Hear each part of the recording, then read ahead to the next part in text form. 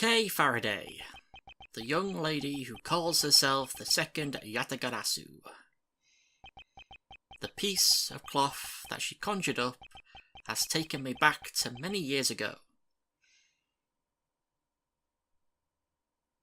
7 years earlier. Episode 4 about Reminiscence, by the way. Judge!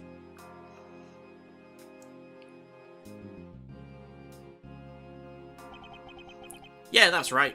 I did it. I killed the guy. But it was the great thief Yatagarasu that told me to do it. I asked the defendants, just what exactly are you trying to say? Oh, don't you get it? Another tragedy, the Yatagarasu. Yeah.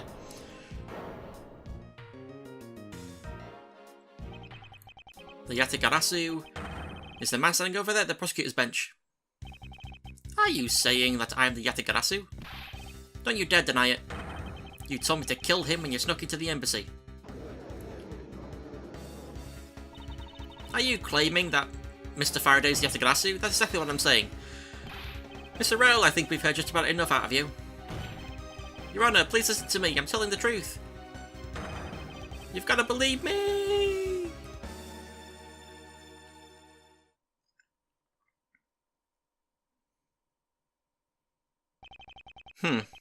In accordance with the defendant's accusation, a new prosecutor shall be called to replace Mr. Faraday.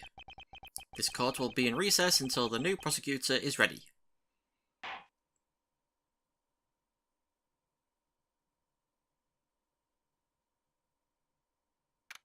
September 10th, 3:20 PM, District Court, 3rd floor, lobby.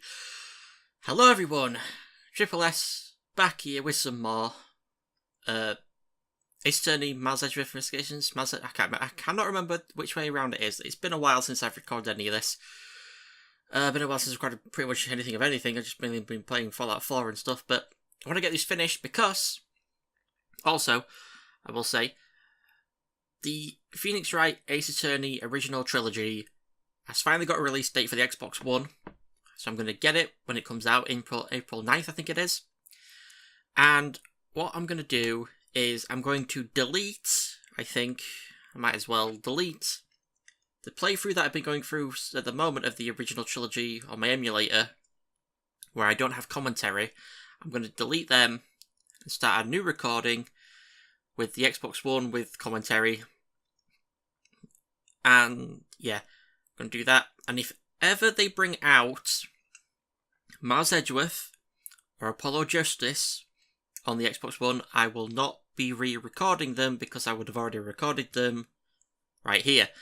The only reason I'm going to re-record the trilogy is because I don't have commentary over the one I've been doing so far. What is that guy doing with it? Is that a water thing? He's trying to get it to work. And then hopefully, down the line, they will actually, hopefully, bring out Miles Edgeworth, Apollo Justice, and like Spirit of Justice and Dual Destinies out on the Xbox as well, because that would be great. It means I wouldn't have to record them using a camera pointed at my desk at my 2DS. Anyway, let's go. It's almost time for me to enter the courtroom. And so it is that my first assignment as a prosecutor will be as a replacement for a prosecutor who has been accused by the defendant. Edgeworth. Sir. Oh god, what's he doing here? Have you read over all the documents regarding this trial? Yes, sir. I've memorised. That is proper thing, but I can't speak properly. I've memorised everything there is to know. Very good. I like how it's question marks, as if we don't know who this guy is. I mean, you would not know if you've not seen the original trilogy, but the paperwork for the prosecutor's substitution is just about complete. Edgeworth, always bear in mind that as your mentor, I, Manfred von Karma, will accept nothing short of perfection. I understand, sir. To have the chance to stand in court at such an early stage in my career, I am honoured and proud. As I have watched over your studies, I am giving you this very rare chance. Prove yourself, crush the defendant's pathetic lies into oblivion. Yes, sir. That such a legendary prosecutor is watching over and judging my performance, I had to be perfect in every way. Okay. How does this work again? I have to figure out my controls for my thing. I want to... What's this guy? This is so good! I could drink a whole gallon! I've never heard of water that tastes that good. Maybe I'll give him a minute. Oh. Does he plan on gulping an entire reservoir dry? Dry? I can't speak today. Okay, I think we just got to talk to... I like it's his mentor. Today's trial should have ended in just 1 minute.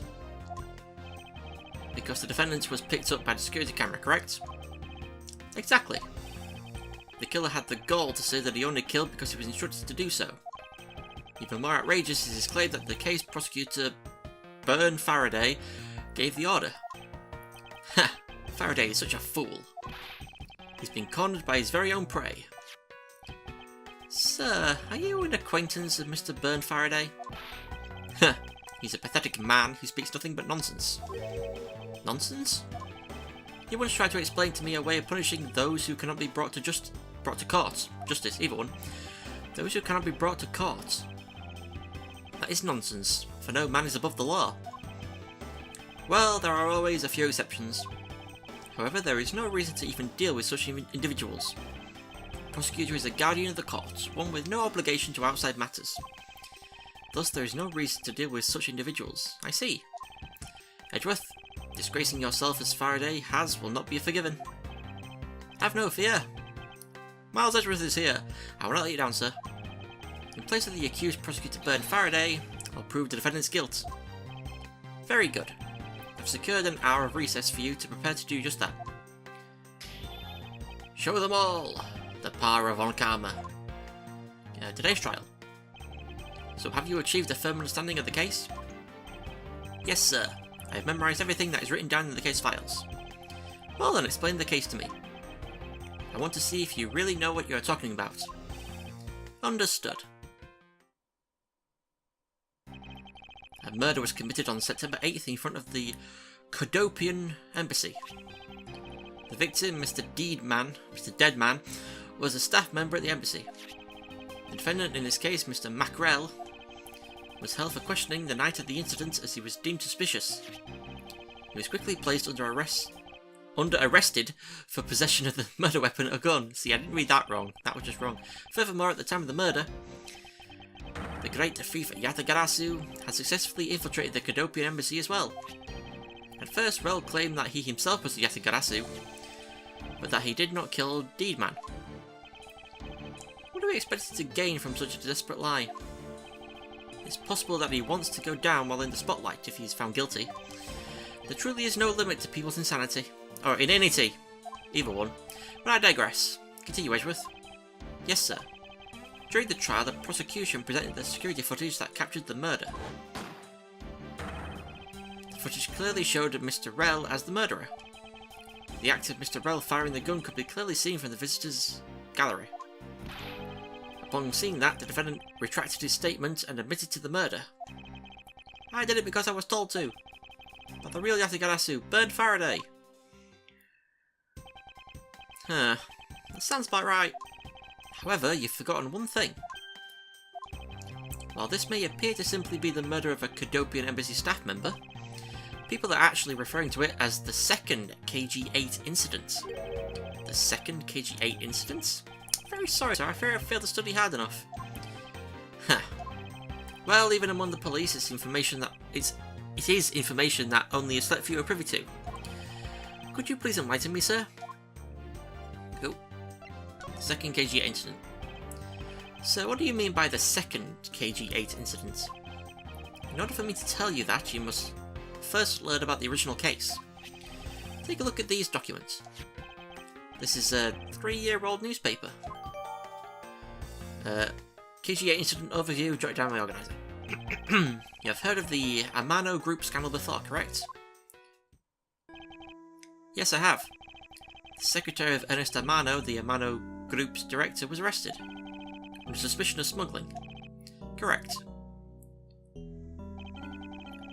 CCU? CU? It's supposed to be like CU? Was an employee of the Amano group and the sole witness to the smuggling operation. Ah, there you go. CU, saw you. It was she who brought the crime to light. However, Miss Yu was silenced before she could testify in court. Wasn't a Cadopian embassy staff member arrested for the murder?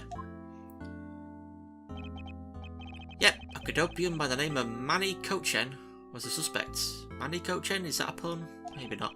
However, due to lack of evidence, the case went unresolved. I was going to say I keep wanting to say some things, but they're not things. I wanted to say unsolved, but it's unresolved. Lack of evidence? Ha! If only I was in charge of the case. I would have done everything in my power to prove his guilt. Make sure that all criminals are found guilty. My mentor really is dedicated. Faraday was the prosecutor on the case then, and he was as pathetic as ever. Mr. Faraday was in charge of the KGA incident as well. That's right. And now once again, the victim of the case you are currently assigned to was someone who was scheduled to testify against that smuggling organisation. And just like last time, the victim was murdered right before he was about to testify. You catching on? The victim was murdered just before his day in court against the smuggling organisation. Events are occurring almost exactly the same way as they did in the KGA incident. So that's why it's being called the second KGA incident. Yep. Yet there is one difference between the two incidents. What would that be? The so-called noble thief that is sending everyone into an uproar. The great thief of Yatagarasu. Yatagarasu? Better find out more. Yatagarasu. If it is true that the Yatagarasu showed up at the Cadopian embassy, what could he or she have been after? Huh. They would have to steal any suspicious accounting records and release them publicly. Or more likely to steal secrets from the Cadopian embassy itself, since the item that the Yatagarasu stole from there was sent to the police. What was it that the Yatagarasu sent to the police?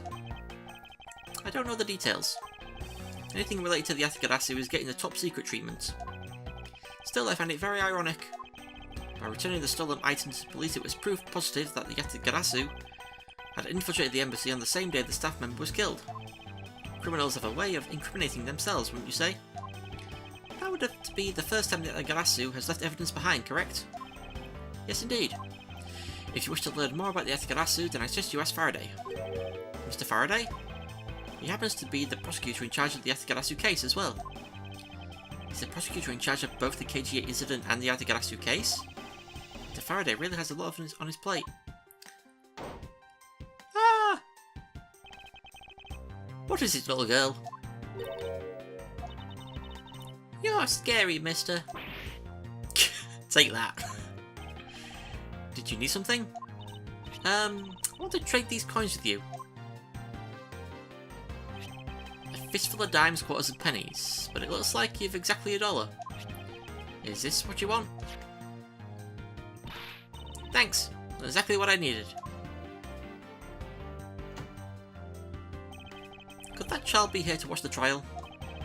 How disrespectful for a child like that to be running around inside the courthouse. Does no one have respect for this country's judicial system anymore? You're one to talk.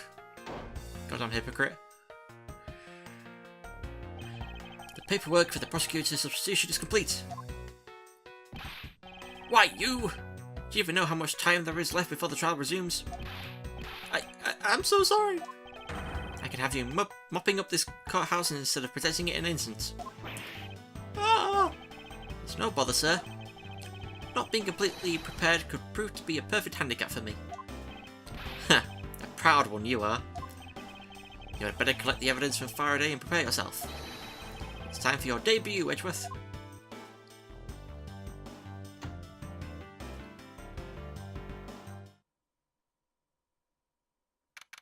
September 10th, 4 PM, District Court, Courtroom number 3.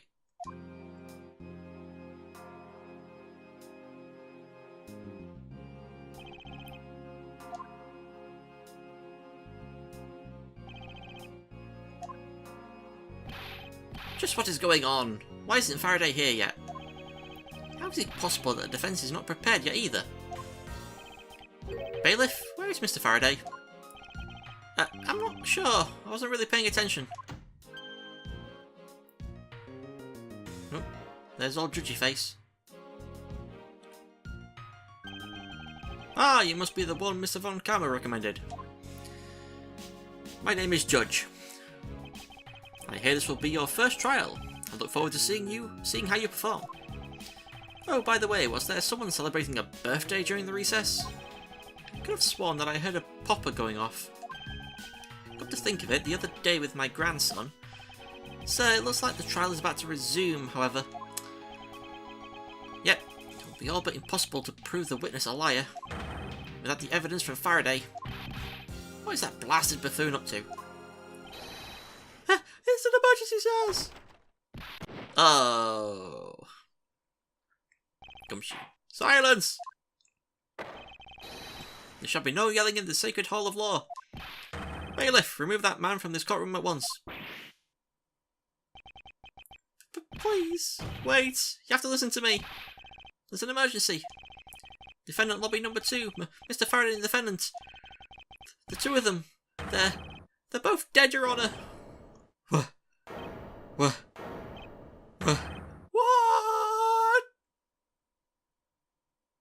Yo, they dead, son. September 10th, District Court Hallway.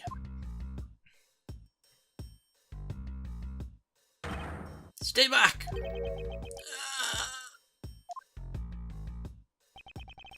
No one's allowed on the crime scene. Period. Just who does this oddball think he is? This is becoming quite the hotspot. Isn't she Mr. Rell's defense attorney? Hey you! No running in the hallway, pal. And who are you to tell me what to do? Never find out what's going on like this. It's time for some civil discourse. So first we talk to... I'm morphing through him. What's the gumshoe over here? And you are... Who, me? Hey, pal. It's a common courtesy to tell someone your name first before asking theirs. Point taken. My name is Miles Edgeworth. I am a district prosecutor. Prosecutor? Never seen a prosecutor as young as you, pal. I told you my name. Now would you mind telling me yours? Detective Dick Gumshoe. And just recently I achieved my dream of becoming a detective. More than a dream, it's what I was born to do. Wait. Maybe I should check and make sure I'm not really in some crazy dream first. This detective is entirely too excited to be at a murder scene. Crime scene. So, Detective Gumshoe, would you mind telling me what you know about the incident? You know that I don't have to tell you anything, right? I know that. But it would behoove you to fill me in on what you know. Well, you're a problem for such a youngster, aren't you? Well, anyway, Detective Bad is the one in charge. So you're just going to have to ask him for all the details, okay? As for me, I was guarding the door to defendant lobby number 2. So you were the guard detail. Did you notice anything strange while you were on duty? Well, I freaked out when I heard a gunshot and then I kind of froze. You're a detective, and a measly gunshot scared you that much. Then again, I can hardly claim to not know what it's like to hear one at close range. Then Detective Bad came running to the scene. Went into lobby number 2 together and both men were lying there dead. Is that everything? Wait, 1 gunshot, 2 dead people. Okay. Yeah, that's it. I was in the hallway the whole time, but I didn't hear a single peep of a struggle. Interesting. Other than the gunshot, I didn't hear a single sign of commotion. Detective Gumshoe's just wanted to jot down my organiser. I think we're done here. The woman in blue. Do you have a minute? You know, I'm not really into talking to people I don't know. Especially at a time like this. I apologise for not introducing myself before bothering you. My name is Miles Edgeworth. I was to take Mr. Faraday's place in court. Edgeworth, huh? Never heard of you. So, Faraday's substitute is a newbie, huh? I'll have you know, madam, that I studied under Manfred von Karma. Do not take me for some naive novice. I think she's laughing. Do not take me for some naive novice.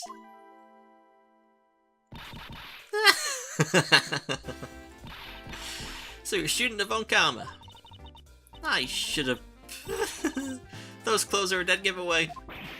Stop right there. These are the garments of one who gallantly presents the facts. Thanks for the great laugh, but try not to make me laugh so much, okay? I wasn't trying to do anything of the sort. Just kidding. I'm just goofing around. By the way, do you know who I am? My name is Callisto Yu. Oh. And if you're telling the truth, then we were about to go head-to-head in court. Ah, but of course, I have heard much about you, Miss Yu. Ah, but of course, I've heard much about you. You're a regular Shakespeare. Did I say something funny? Crime scene. Tell me. I'd like you to update me on the situation. I don't really know anything. Why don't you try talking to those detectives over there? If that's the case, then why are you here? Oh, what's so funny? It's just that the way you speak is so tactless. The person I was going against in court until only a little while ago was just murdered. It's not like I could go back into the courtroom pretending as though nothing happened. That's a good point. I apologise for asking such an insensitive question. It's fine. Don't worry about it. Okay, I think we're done with... and the man on the left. I keep trying to use the thumbstick instead of my D-pad. Excuse me, but who are you?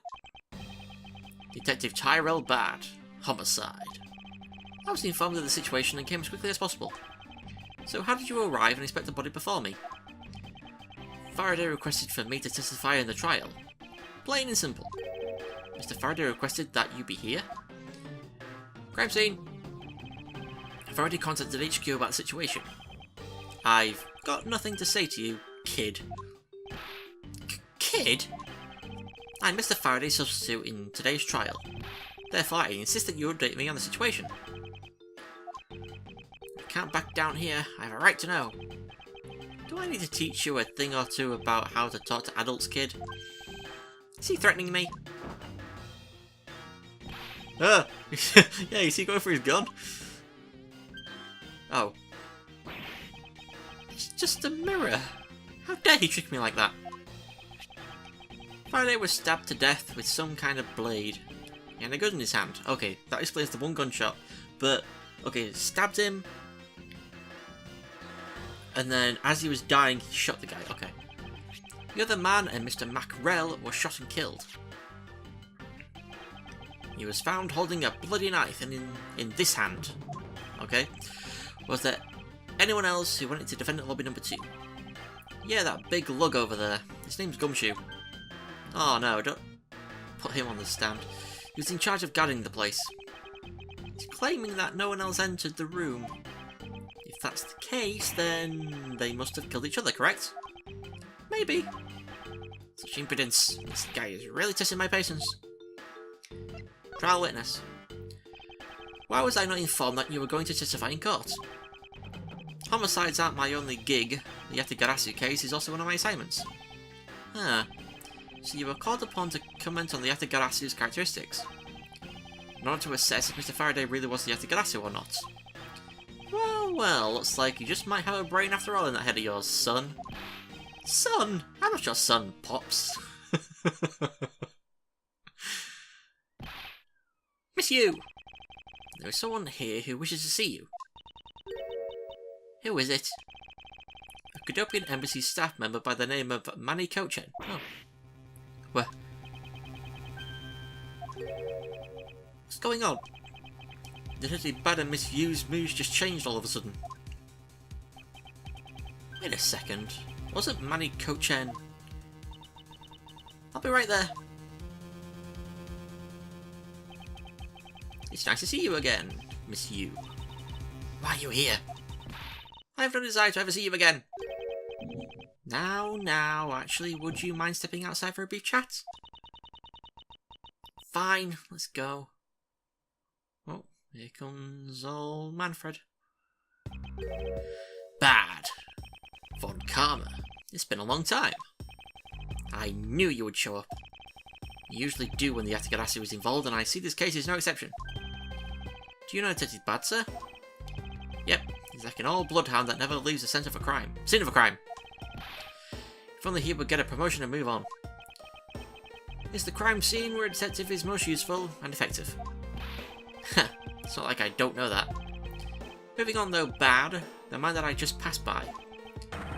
Was he not the suspect from the KG8 incident? So I was right. Just what is that man doing wandering around here? That Faraday, I can't believe he let such an easy catch get away. Imbecile!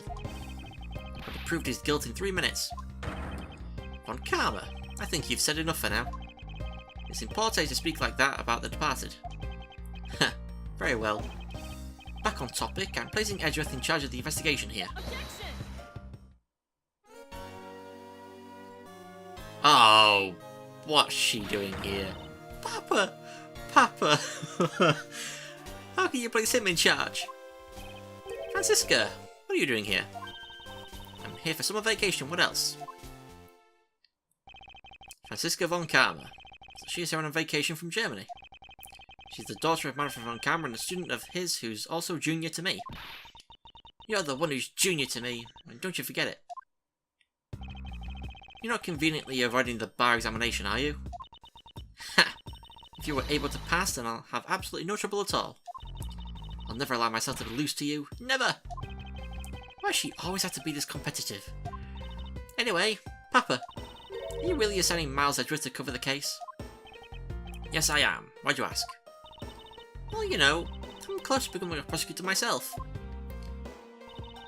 And I'm 100% confident that I can do a better job than him. That's just like Francisca. She has no problem bad-mouthing someone right in front of them. Bad? Yeah. These two will be conducting the investigation. You're actually letting her? What? You want me to let both of these kids loose on the crime scene? Ha! This is the perfect opportunity for them to work on their prosecutorial skills. Jesus Christ. A crime scene is not a place for children to be messing around in. I'm the one with the authority over this crime scene, Bad. And I will not tolerate complaining. Edgeworth, Francisca, I leave this case to the two of you. Understood, sir. Yes, Papa. I'll go take care of the paperwork now. Remember, I'll accept nothing but a perfect report from the both of you. Do not disappoint me. Hold on, Von Karma. I still haven't agreed to this.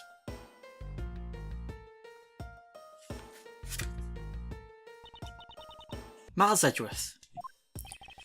It's been quite some time, Francisca. This will be the perfect chance for us. To see which of us is truly worthy of the Von Karma name. Would it kill you to at least say hello? Long time no see. Very good. Just because you became a prosecutor first doesn't mean you can act all proud. She hasn't changed a bit. Miles Edgeworth.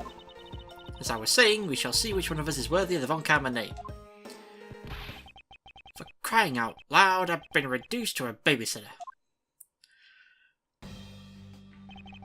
Looks like Mr. Von Karma was successful in convincing the detective. That's just like him, he never fails. Now I'd appreciate it if you could quickly run me through the facts, Detective Bad. You're better off checking things out on your own.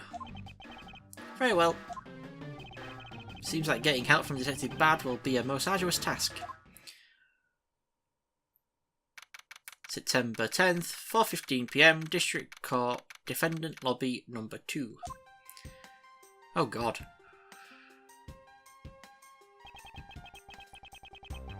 Huh. Okay, the placement of the bodies is a bit weird. Is the only real explanation that they killed each other simultaneously?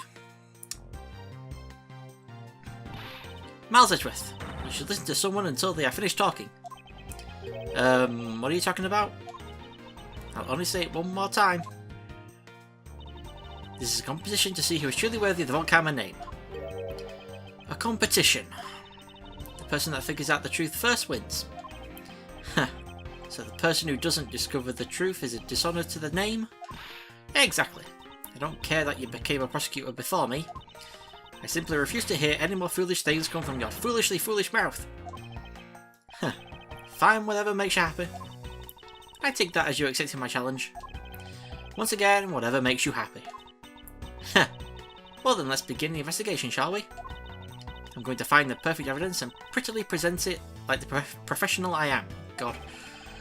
Competing to discover the truth behind a crime. How delightfully childish. You kids over there. Huh? Kid? Huh. Serves you right, Miles. He just called you a kid. I said kids, kid. How dare you call me a kid as well? I'll do what I please, and I won't allow you to cause a ruckus on my crime scene. Hey, big guy. You're going to watch over these two. Yes, sir. Detective Bad, sir. Now do what I say from now on, kids, okay? You better not get in our way, Scruffy. You'll feel the bite of my whip if you do. Eek! The new prosecutor boy. Let's get your investigation started already, alright? Great. Not even that detective is treating me like a child. Alright, it's time to get investigating. Get a move on, prosecutor boy. My name is Miles Edgeworth. And if you're to call me prosecutor boy one more time, it will be my duty as a prosecutor to look into your monthly salary. Wow, he's only just met the guy, and already he's threatening him. What? And what would you do with my salary after you saw how much it was? It's up to you now, isn't it? Really? Sounds good, pal. He's so naive. Begin investigation, defendant lobby number 2. Detective Bad, may I have a word with you? What is it? It appears that both a knife and a gun were used as murder weapons. Yeah, it does. That leads us to our first question of the investigation. Where did the men acquire the weapons? The gun was inside of Faraday's bag. It was a piece of evidence that was presented in the trial earlier today. It was used to kill the Cadopian embassy staff member. But I never heard anything about the knife. That's not a knife. Mr. Rell was being held by the police. There's no way he could have brought it in. Which means it's possible that Faraday had the knife on him from the start as well. Could it have been a piece of evidence that had yet to be presented? But then why doesn't Detective Bad know about it? Wait, what if? It's possible that Mr. Faraday brought the knife in under the guise of prosecutorial evidence. He could have then brought it out and attacked Mr. Rell with it. Huh. Maybe you've got a brain in there after all, kid. Is he going to treat me like a child forever? Looks like Mr. Faraday attacked Mr. Rell first, who then counterattacked. That's the only logical conclusion you can draw from a scene like this. Not yet. I feel that it's much too early to be drawing conclusions already. I must first find conclusive evidence so as to ensure the honour of the Von Karman name. Okay, so the first thing, we need to go and look at the window over here with the curtain open. The window is open and there's a fresh flowery scent in the air. Ugh, the flowers in the garden down there are so gross and ghastly. Do you think maybe you could try offering something useful for a change? But at least there's no way someone escaped through this window, pal. They wouldn't wake up and smell the flowers after a fall from the 3rd floor. Are you willfully ignoring the fact that there are also iron bars on the windows? So we've got some logic there, iron bars on the windows. Yeah, I guess there's that too. Either way, no one could get through these windows, right? They thought of everything when they were designing this courthouse. Very nice. Now we look at the table.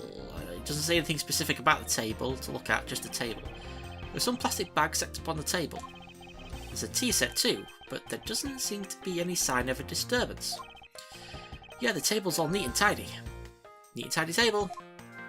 More logic. Maybe they were super quiet in their scuffle. After all, I didn't hear anything from Matt in the hallway, you know? Maybe the plastic bag scattered on the floor are throwing us off. And then we just look at the TV, apparently. Whoa! What is it, Sensei Goshu? My TV at home is so tiny compared to this one, pal. Then perhaps you should purchase a more normal sized television like this one. Wow, you call that a normal sized one? Okay. Rich boots. Edgeworth over here. Ooh, let me see here. Wow, this thing is huge. Okay, out of context. Ah! Way too noisy. You're the noisy one, Scruffy. Don't touch it. You'll get your fingerprints all over it. But I didn't touch it. Preservation of the crime scene is the foundation of detective work. Blah, blah, blah. Foundation, huh? Sounds like something the rookie here needs to show up on. Okay, we need to look at the dead bodies now. Piled nicely for us. Looks like Mr. Faraday fell on top of Mr. Rell. First glance, it seems like they must have killed each other. However, using logic, the only logical conclusion is... Aha! What was that outburst for? My detective's instinct just hit me real hard. It was Mr. Rell that fell first, see? You don't need a detective's instinct for that, it's common sense. But I suppose we won't know much more than that until after I examine the bodies. And now we're examining the bodies. Okay, so the first thing we're going to look at is the gun. Looks like Mr. Faraday died while holding the gun in his right hand. So he shot Mr. Rell and then fell on top of him while still gripping onto the gun? Guess that does seem kind of strange, huh? I mean, why would Mr. Faraday know how to fire a gun? It's not exactly rocket science, even I know how to pull a trigger. Although I doubt I'll ever need to use one.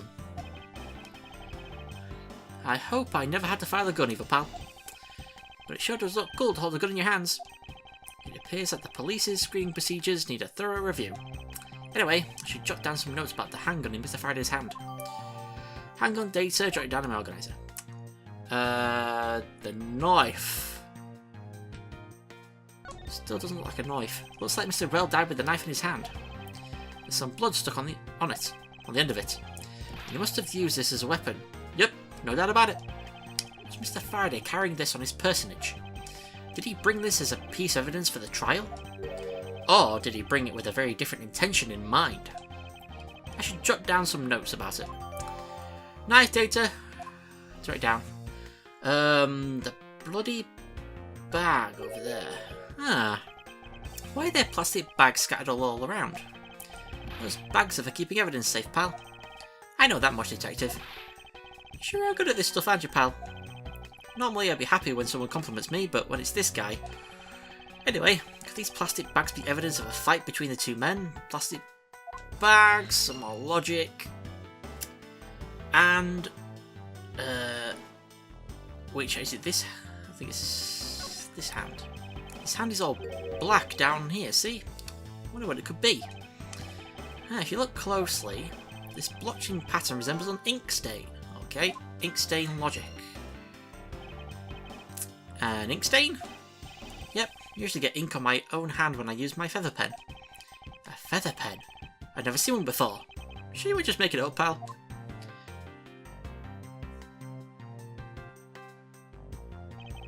Mr. Rell's cause of death was from being shot, correct?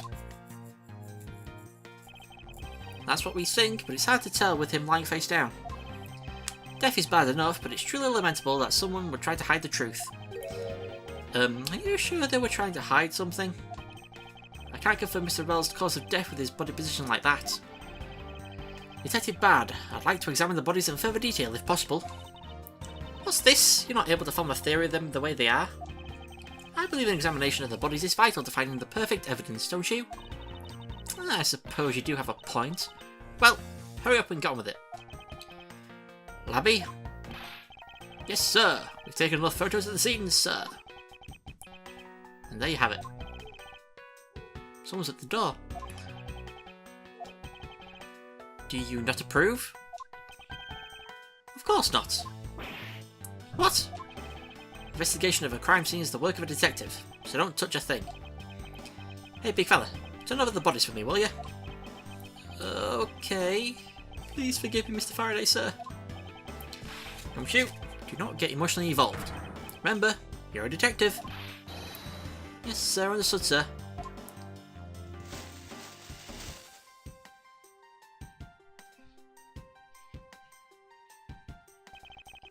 I won't rest until this. Okay, wait, I'm just going to adjust my guide here because I'm getting a bit confused. Yeah, there we go. Okay, we got to look at Faraday's breast pocket. I assume it means that. There's something in his breast pocket. It's a fountain pen. Ah, okay, that'll be where the ink comes from then. Some fountain pen logic right there. And you know, I always keep a pencil behind my ear. That's because Detective Bad is always telling me you should always write your name on everything you own. Yes, somehow you do strike me as quite a forgetful individual. We need to look at his wound. There's a knife wound in his chest here, see? I wonder if the wound matches the knife Mr. Well is holding. Labby? Yes, sir. Very now, sir. Make it quick. From the look of things, one could deduce that the knife Mr. Well is holding is what killed Mr. Faraday. And then we need to look at the wound on the fish's body. Shot in the chest. You're to blame. Oh, alright. Takes some guts to fire a gun on a courthouse. I mean, I've been a detective for a whole week and I still haven't fired a single round yet. There aren't any burn marks on his clothes. That must mean... Wait, burn marks? A round grows very hot as it is discharged from a firearm. Therefore, burn marks are usually left when a shot is fired from point blank range. Ergo, Mr. Well must have been shot from at least a yard or two away. Handgun data updated. You sure do know a bunch of neat stuff for your age, pal. Apparently the detective has as much common knowledge as your everyday marsupial. Let's now try to understand how the two men died. First, Mr. Faraday took the gun and the knife out from today's trial evidence. Then he aimed the gun at Mr. Rell and fired. However, Mr. Rell managed to grab the knife and counter Mr. Faraday while being shot. And the two men fell together where they stood. That is my theory, in any case. What a crazy way to go! Still, something about that explanation just doesn't seem right. Crime scene notes jotted down in my organizer. I believe I now have a firmer grasp on what happened here. We need to do some logic. How the hell do I do logic with this controller? Okay. So we need to do ink stain with fountain pen. What button is it? The Y button. Connect. That splotch on Mr. Faraday's hand. I wonder if it might be the ink from his fountain pen. Ooh, let's ask the lab guy. Let's ask the lab guy. Detective Gumshoe, I confirm that the substance on Mr. Faraday's hand is the ink from his fountain pen. I see, good work. You know, I've always wanted to say that, even if it was just once in my life. Mr. Faraday wrote with his fountain pen in his left hand. It's fair to assume he was left-handed. It appears that Mr. Faraday's pen is very important to our case as well. Okay, if you say so, pal. Mr. Faraday's fountain pen data jot down my organizer. And back to logic, we need to do the neat and tidy table. I like how it just does it automatically sometimes with the plastic bag strewn about. For some reason, the table's neat, but the bags are everywhere. Why? There's a very tidy pile of plastic bags on the table, and yet a portion of them wound up scattered on the floor as well. It's not likely that the ones on the floor were knocked over during a struggle. In which case, might there not be another explanation as to how they got there? Another reason? I believe it's possible that the blood on the outside of the bag is related somehow. Heck! Please get that blood away from me, pal! Detective Gumshoe, whose blood is on this bag? Hold on, let me ask a lab guy. Alright, please hurry. What do you get a load of this, pal? It's Mr. Faraday's. Oh, and the technician said they didn't find anything else on or in the bag either. It would appear that this bag is a very important piece of evidence. Okay, if you say so, I'll leave it in your hands, pal. Plastic bag data jot down my organizer.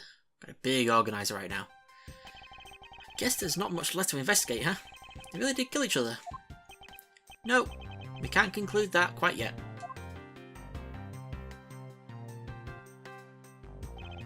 There's still something I find very peculiar here. The theory that they simply killed one another is too simplistic in this case. In fact, there is actually a contradiction that shows there is another possibility. No way, pal, really? Huh, I suppose I will just have to show you the conflict in this crime scene. Okay, so we need to deduce his right hand.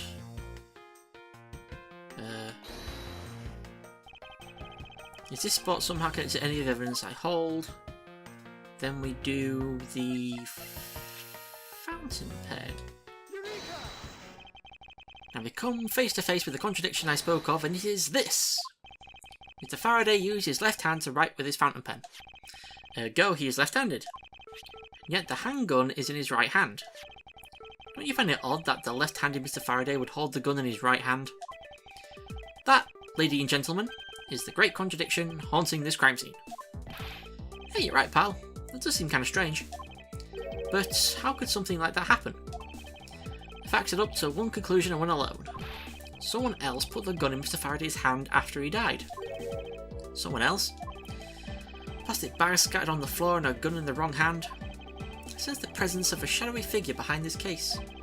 A person of vile intent who is serious about keeping the truth from us. Investigation complete! Woo! September 10th, District Court, Defendant Lobby, number 2. We didn't really go anywhere, we're still in the same goddamn room. Here's your autopsy report. It is probable that Mr. Rell survived for a short time after he was shot.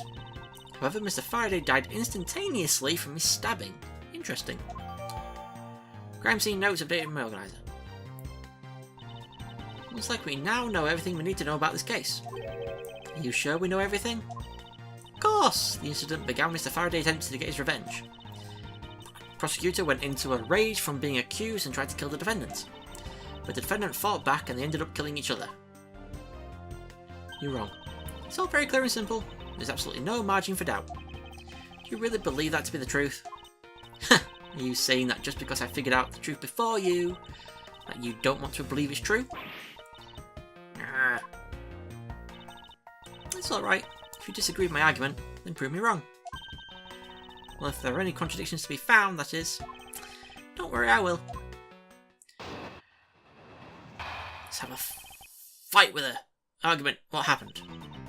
Mr. Faraday's death was instantaneous while Mr. Rell survived for a short time. From this it is obvious that Mr. Faraday died after he shot Mr. Rell. Mr. Rell, while on the brink of death, stole Mr. Faraday's knife and stabbed him. Those are the facts of this case. In which case, Mr. Faraday's death was instantaneous, therefore he must have attacked first. Proving that logic to be false is probably the fastest way to show her that she's wrong. In that case, I should first look for any holes in her theory. Okay, so we've got to go to Rebel and Mr. Rell on the brink of death. From this point, and Mr. Rell on the brink of death, we press. So you believe that the dying Mr. Rell stole the knife from Mr. Faraday. Mr. Rell became desperate as he did not want to die. Human beings can do amazing things when they are put to the test. So the two men struggled, and in the end Mr. Rell was able to grab the knife and stab Mr. Faraday. The messy condition of this room is a testament to their struggle. Huh. Yes, my logic is perfectly sound. Can you really say that it's perfect? What are you insinuating? Nothing, however, I can't let what you said slide by without further inquiry. You must be clear and precise, so if you could append that statement to your testimony. Fine.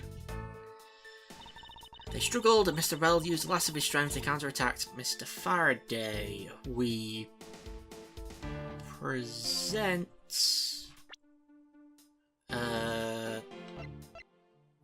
Gumshoe's testimony. Because there was no struggle.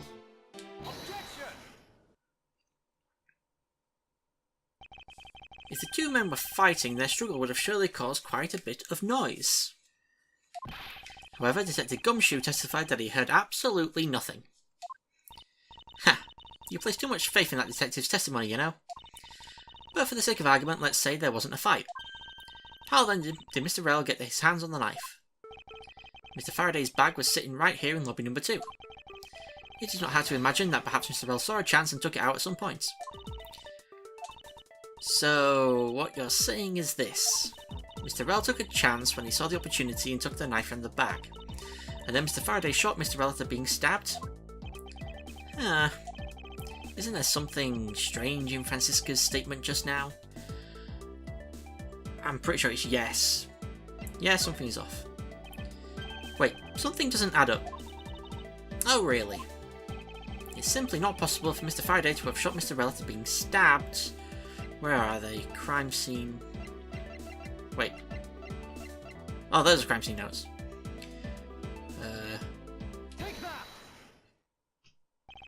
According to the coroner's report, Mr. Faraday died instantaneously, meaning that he died immediately upon being stabbed by the knife.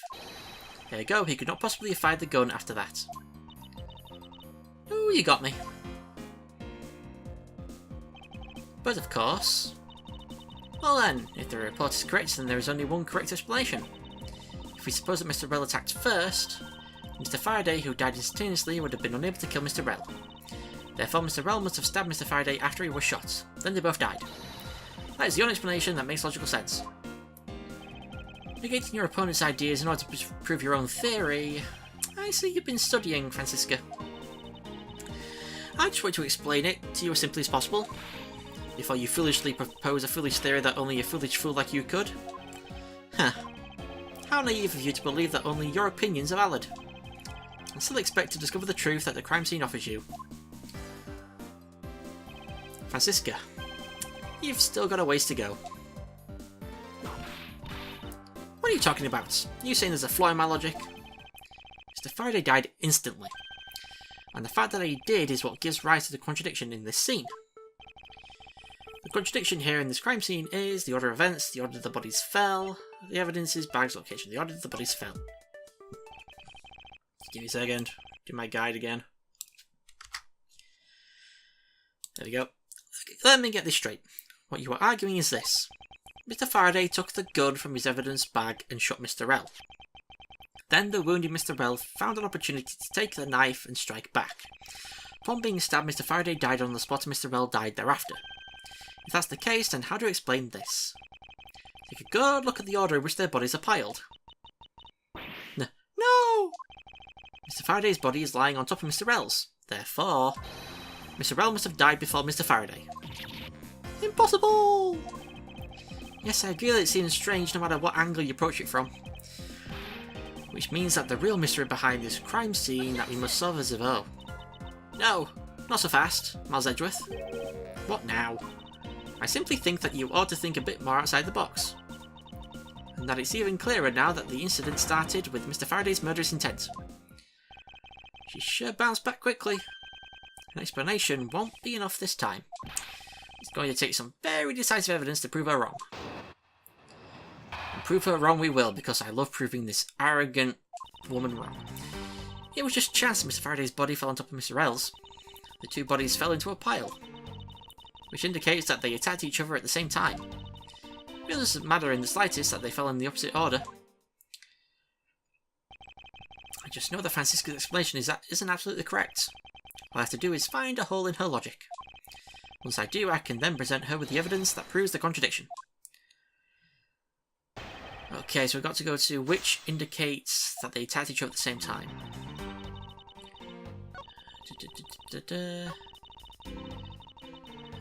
Press. What do you mean by they attacked each other at the same time? I assume Mr. Faraday had the two different weapons in his hands. He made to attack Mr. Rell while holding both the knife and revolver, and then, after Mr. Faraday fired the gun, Mr. Rell grabbed the knife as he was falling and stabbed Mr. Faraday.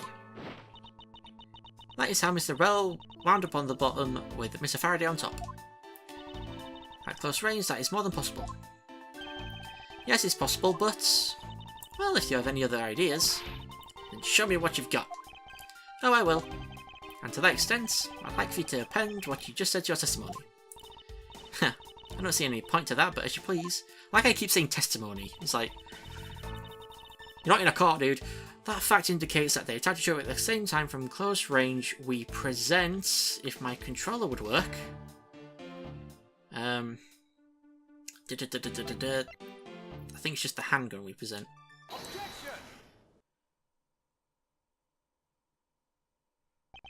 So you believe they killed each other at close range? Sorry, but that's impossible. Just as it is written in the crime scene notes. The firing of the handgun did not leave a gunpowder burn on Mr. Rel's clothes. Therefore, Mr. Rel and the gun must have been separated by a distance of at least 2 or 3 yards. Ah! Yes, this is by far the biggest contradiction. The two bodies are piled upon each other, yet the gun was fired from a distance. And with there being no chance that Mr. Rel moved that far after being shot, that leaves only one possible explanation. Well, what a completely foolish line of foolish thought from a thoroughly foolish fool! If I'm not right, then who was it that made the first move with the intent to kill, huh? Who? The person that attacked first with murderous intent? That would be... neither of them. Here in this room, contradictions appear no matter which man we claim attacked first. Thus, there can only be one explanation. There was a third person here. It was that third person who killed both Mr. Faraday and Mr. L, and set their bodies up to make it look like a double murder. That third person is the real culprit. Miles Edgeworth, there's just one thing you're missing. Evidence, correct? Exactly. Everything you've said up until now is nothing but a story played out in your head. However, this is where the real test begins. Can you prove that there was a third person involved in this crime? Of course. If a third person was truly here, that fact would resolve the glaring contradiction. The proof that this has all been set up, made to look like they killed each other, I'll present it, and lay bare the final piece of the puzzle that's not yet in place. What is the piece of evidence that proves there is a third person involved? And I do believe that is the plastic bag. The gun in Mr. Faraday's hand and the plastic bag with his blood on it. These two items point to the presence of a third person. How so? Recall Detective Gumshoe's testimony. I was in the hallway the whole time, but I didn't hear a single peep of a struggle. If there wasn't a struggle in this room, then there shouldn't be any plastic bags on the ground, meaning that someone else must have deliberately scattered them around. Do you not see the possibility in this? Disregarding the gun for the moment, there's a high probability of blood splatter when a knife is used on a person. If the culprit held the knife with a plastic bag around it, they could use the bag to catch any blood splatter from when they withdrew the knife. Then by spreading a few more plastic bags around, mixing the bloody one in with them, and arranging the room to make it look like there was a struggle between the two, they were able to conceal their presence. Ah! Take that. I win. You lose. Looks like we've still got a long way to go in this investigation. Yep. Objection. Who the hell was that? Oh. What the heck's up with you, pal? Mr. Bad, I advise you to place Detective Gumshoe under arrest. Oh, god damn it. What? What's the meaning of this? Ha! Looks like you're not man enough to discipline your own subordinates. Don't you dare! That detective claims he was there standing in front of the door the entire time. But I have it on good authority that it was all a giant lie. If you, I ask that you please explain that last statement. I'll let His Honour explain it himself. I saw it with my own eyes, I tell you. During the recess, there was a period of time when there was no one in the hallway. What? See, Mr. Bad? So I ask you, why would a detective who was supposedly doing his job the whole time want to fabricate such a lie? Gumshoe, did you kill Faraday? No! Of course not, sir. it would appear that the one who set this whole crime scene up is that detective, which basically renders his testimony a complete lie and wholly invalid. Looks like your perfect logic has just come tumbling down, Miles. He's supposed to say Miles Edgeworth. His full name. I was in the hallway the whole time, but I didn't hear a single peep of a struggle. Was that statement really a lie? Detective Gumshoe, you're now a suspect in the murder of 2 men. Spit out the truth, or so help me. I haven't lied to anyone, sir. Honest. I really was there. I was in the hallway the whole time. Detective Bad, I ask that you please do not act without my permission. After all, I am the one that is heading up this investigation, am I not? Don't talk like you know what's going on, boy. All I want is for this investigation to run perfectly. Perfection is the only wish of a disciple of Von Karma, after all. Therefore, before you take Detective Gumshoe into custody, I'd like to set the record straight on something. And what's that? What should I ask Detective Gumshoe about? Motive for murders, why he wasn't in the hallway, state of the hallway. Motive for the murders. I suppose the one thing I'd like clarified is Detective Gumshoe's motive for committing this crime. Huh. Motive, huh? Gumshoe, you got a grudge against Faraday or anything? No, sir. Not me. Not a single bad thing against Mr. Faraday, sir. Is that a fact? You really have a problem with lying, don't you, Detective Gumshoe? I'm telling you. I am not lying. The more natural you act, the more suspicious you become, you know. If you want a motive, Edgeworth, I have one for you right here. Could you please share it with us?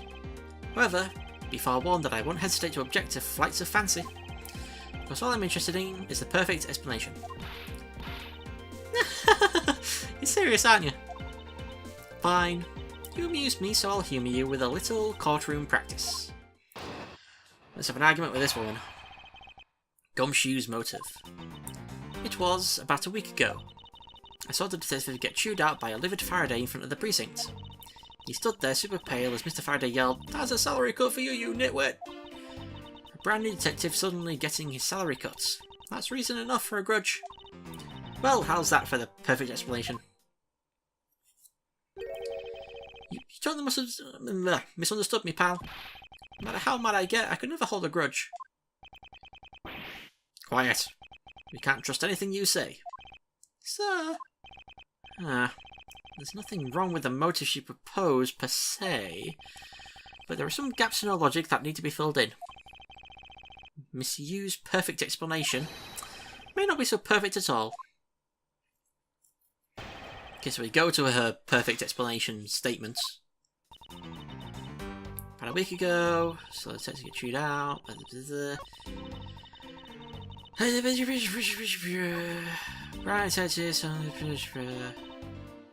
Wait. No, next one. There we go. And we press. You call your explanation perfect? Is it not to your liking? Unfortunately for you, it's just not to my standards. Oh, is there something you want me to clarify in that case? What should I do? Should I raise an objection? Raise an objection. Alright, if you could clear this one thing up for me. How Mr. Faraday was killed, motive for killing Mr. Rell, Faraday and Gumshoe's relation. Motive for killing Mr. Rell. I understand it's Gumshoe's potential motive for killing Mr. Faraday, pardon me. However, what about his motive for killing Mr. Rell? His motive for killing Rell? Like I would know. If there was no clear motive for both of the murders, then I doubt this incident would have occurred. Wouldn't you agree? Is there anyone else who might have had a grudge against either of the 2 men? Or should we look into that ourselves? Oh, in that case, I have absolutely no idea. What? That's impossible. She must know something. Wait. Can you please not glare at me like that? It makes me laugh. I didn't even do anything and you're already laughing away. Well, anyway, The way I see it, as long as he had a motive to kill one of the two, this crime would have played out the way it did anyway. Oh? Would you care to explain your logic? And this time, please try to provide a truly perfect explanation. Perfect this, perfect that.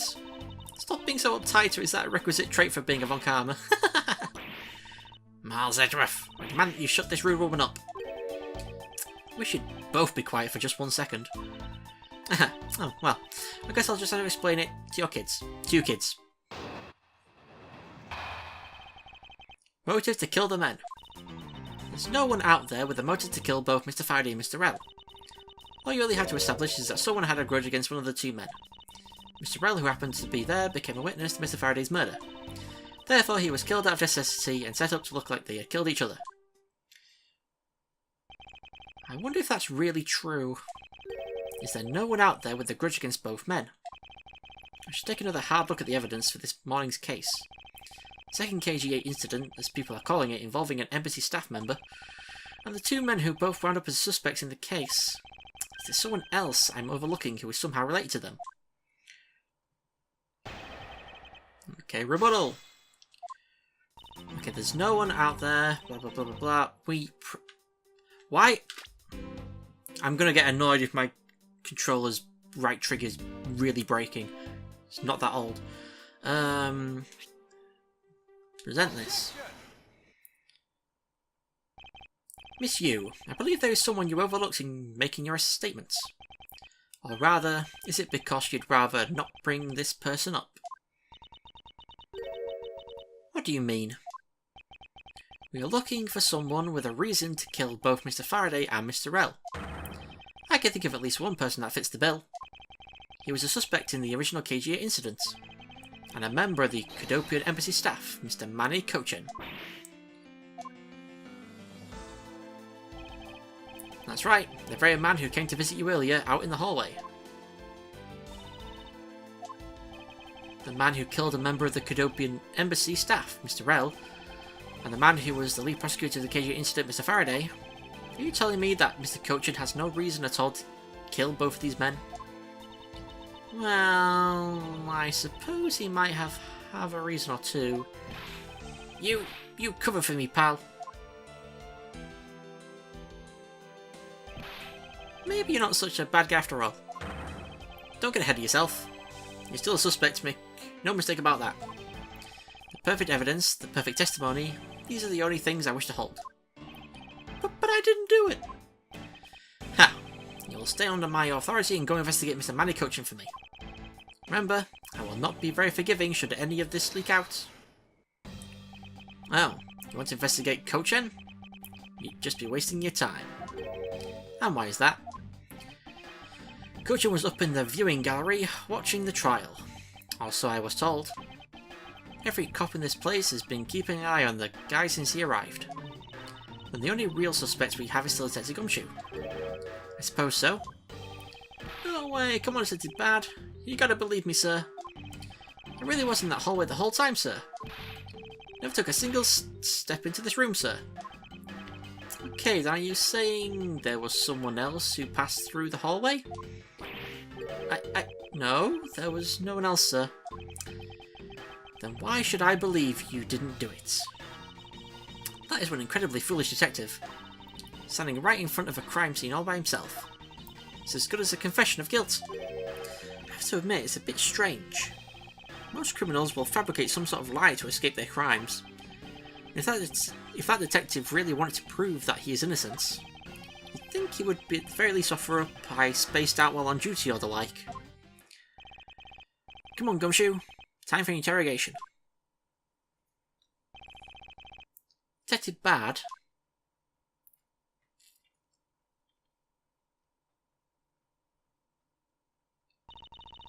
Miles Edgeworth. I will go on ahead and report this to Papa. And that, as they say, is that. Right, everyone? Well, I suppose we should both be getting back to our real jobs now, huh? Before we do, Miss Yu, there is something I'd like to speak with you about. What is it? Oh, okay, we've got to talk to Miss Blue Woman over here. So, what did you want to ask me about?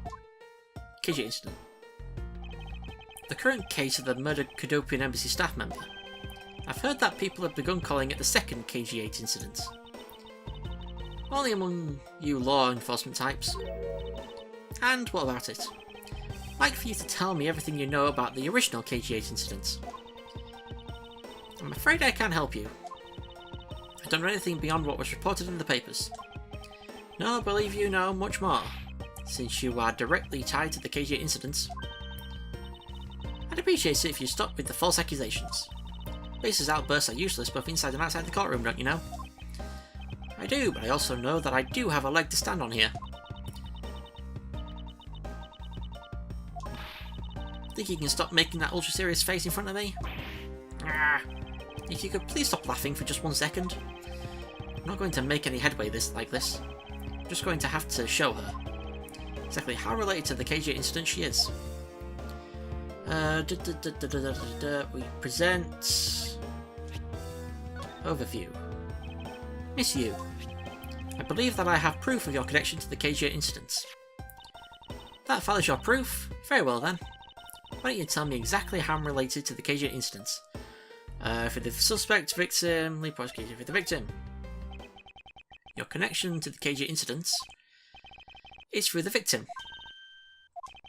The victim's name is Yu. You will note that she has the same last name as you. Can you really still tell me with a straight face that you are not related to this case? I'm not going to do laughs anymore, it's annoying. Sorry, but we're not related. Well, just kidding. You asked that question with such a serious look on your face that I couldn't help but... Miss Yu, I ask that you please tell me the truth. Alright, I'll tell you everything I know. Is that back with the KG incident again? As you guessed, the one who reported the smuggling activities of the Yamano group was my sister, Sishu. As I thought. And she was killed right before she was to testify at the impending trial. By Manny Kochen. But because he was tried once, and was acquitted, he gets to live out the rest of his cushy life completely carefree. All because of a lack of evidence. No, I heard that the evidence to convict him did exist. What? I heard it from Mr. Faraday himself after Mr. Kochen's trial was over. Apparently a man in black made off with the most important piece of evidence. Then the evidence had been tampered with. Isn't it just like a criminal to do something like that? A smuggling ring being run out of the Amano group by one of its secretaries. They bailed Mr. Kochen out. Turns out they were in league with each other all along. How big was that smuggling ring? Was it a large operation? I don't really know. Which is why I wanted to become the lead defence. On this case that people are calling the second KG-8 incident. But I haven't learned anything new at all. I was probably expecting too much, I know. You mean you think this case has nothing to do with the smuggling ring? Don't know what to think. Manny Kochen. Why did Mr. Kochen want to meet with you earlier? Actually, he came to watch the trial. Apparently, he only found out that I was the defence lawyer on this case after he'd arrived. He figured he should say hi, and one other thing. Looks like you couldn't resolve anything this time either. Too bad. What's that supposed to mean? Oh boy, stop it with the scary face already. I'm fine, really. I gave him a good slap across the face. The way she talks about slapping him and she laughs away is kind of creepy. But it's just as Mr. Bad said. He's not related to the double murder. As the random people in the gallery claim that he was in his seat the entire time. Talk about cruel fate. Well, this is about all I know. Sorry. Guess I wasn't much help, huh? That's not true. I'm sorry I made you recall such a painful time in your life. Stop laughing, woman. Edgeworth, you really are too serious for your own good. You really need to learn to relax. We wouldn't want you to die of stress, would we? Thank you for the advice, but there's no need to worry. I work in my own way, and I will catch this criminal in my own way as well. You'll see. Look at you with your game face on, ready to go. I'm making no such face. Did you know laughter is the best medicine, Edgeworth? Don't you get tired of making such a serious face all the time? I'm charged with making sure that all the criminals of this world are found guilty. I have no need for laughter. There you go, making that face again. Ah well. I've got to get going, so I have a few loose ends I need to tie up. As she walks through him.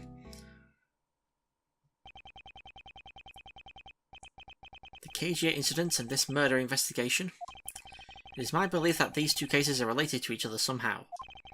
Plus that Detective Gumshoe, it's obvious he's lying even though the lie is hurting his chances. Clearly this case is far from over, but whether or not that detective is the murderer can only be determined once I've completed my perfect investigation. Mr. Von Karma, I swear to uphold your honourable name, or my name isn't Miles Edgeworth. To be continued! There we go. The first part of, I think it's 4 parts for this specific case of Turnabout Reminiscence. So it's a pretty short one. And then I think the last case is 7 parts. Oh, God, playing this game makes you so tired from the reading. And it wears your voice out. But anyway, I really do hope my controller's not breaking, because the right trigger likes to get stuck, like really close to being pressed. And I was trying to press it a bunch of times and it wasn't working. I don't know if I wasn't pressing it enough. I don't know. Anyway, thank you for watching. Next time, I can't even say next time we'll be in the courtroom because we won't. It doesn't work that way. Hasn't worked that way in ages. Next time, we'll just keep talking to people. Hopefully we can get Gumshoe off because obviously he's not the murderer. But is he actually lying? Or is there somehow something weird happening in, like, maybe there's a secret door, or the bars could come off the window, or they're aliens and they can teleport, I don't know. But somehow he's either lying to protect someone, or he's not lying and something weird's happening, and I don't know. And I don't like that woman, purely because she keeps laughing, and I don't want to keep having to do a fake laugh every time she laughs, because she laughs too much. Anyway, thank you all for watching, and I shall see you all next time. Goodbye. Hey guys, thank you so much for watching this video. If you enjoyed it, be sure to leave a like and let me know what you thought in the comments below. If you decide to subscribe to the channel, that would be amazing, and ding that bell to be the first to hear about my new videos. Thanks again, and I shall see you all next time. Goodbye.